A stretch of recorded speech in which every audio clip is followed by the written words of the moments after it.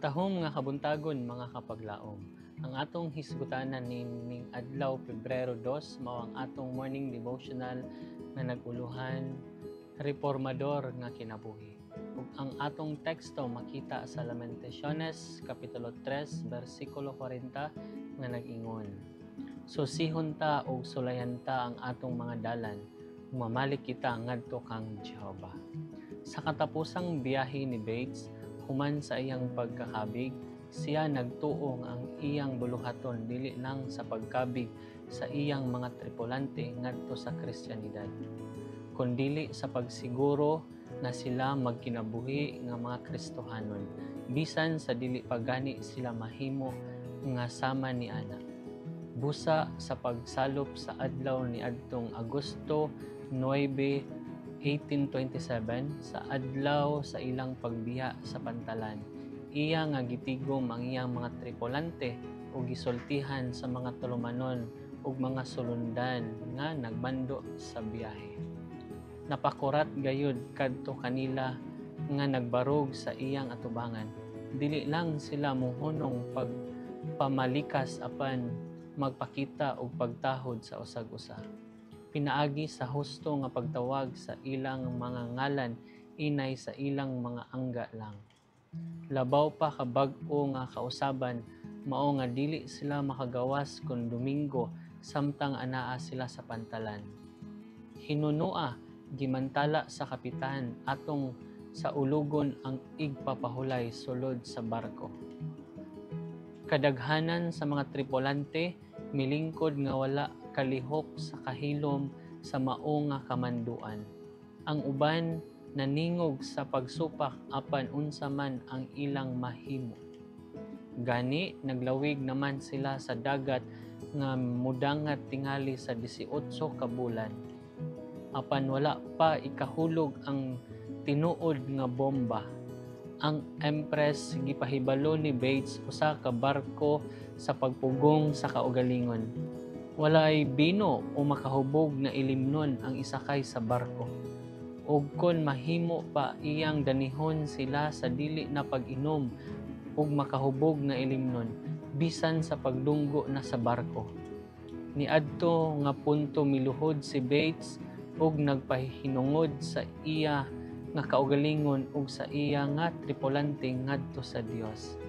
Mao kadto ang kahimtang sa giisip nga kahibulungang panaw alang sa mga tripulante. Wala kita mahibalo sa tanan nila nga mga pagbati apan ang usa ka tripulante nakaingon nga maayo kadto nga sinugdanan.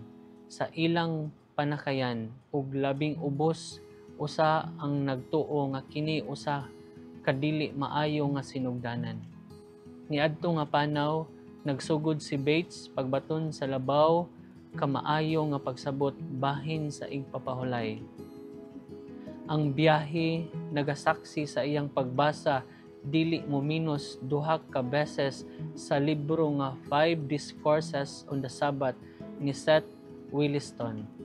Sa una nga pagbasa nagpamatuod si Bates nga wala siya makahibalo nga daghan kaayo ang gisulti sa Biblia bahin sa topiko.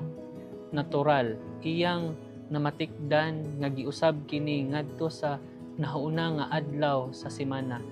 Ingon usa ka handumanan ni ana nga adlaw.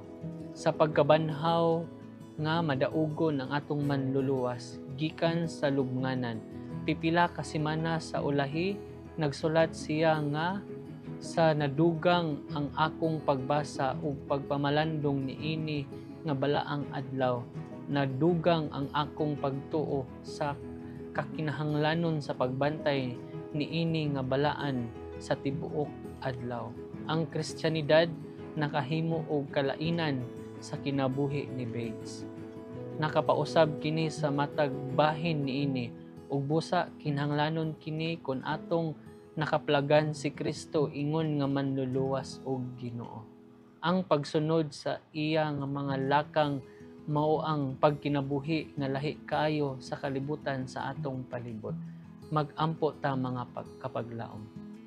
Among Dios nga naa sa langit, dako namo nga pagpasalamat kanimo niini nga buntag kay ikaw nagapahinumdum ka namo nga kami mobalik kanimo, nga among mga dalan nga gilaktan kun kini dili nahiyon sa imuhang mga plano, ikaw magatudlo kanamo nga kami makabalik sa dalan nga imuhang gusto nga pag-aagian namo Ginoo, labaw sa tanan sa pagsunod sa imuhang kasuguan sa ikaupat nga sugo nga mao ang pagbantay sa adlaw nga ipapahulay.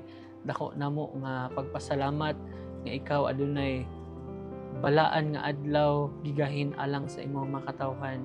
Ikaw magapanalangin kanamo samtang kami magatuon sa balaan nga mga kasulatan, balaan nga pulong nimo aron makaplagan namo ang kamatuoran sama kang Joseph Bates nga among nahisgutan niining morning devotional namo nga siya nakaplag sa kamatuoran mahitungod sa adlaw nga ipapahulay.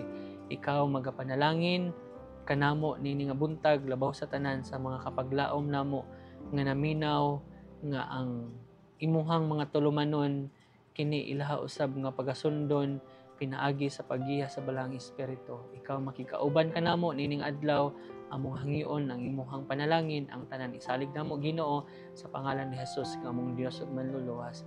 Amen. O